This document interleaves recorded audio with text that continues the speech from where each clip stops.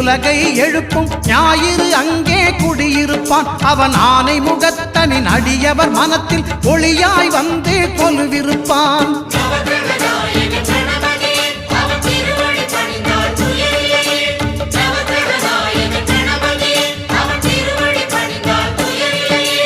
ஒன்பது கோளும் ஒன்றாய் காண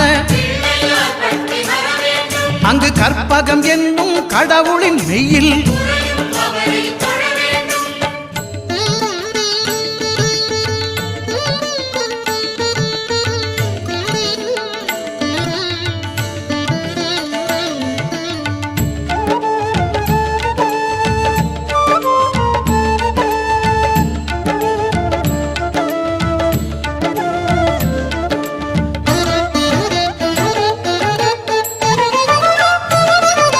திங்கள் பகவான் திருமுகம் காண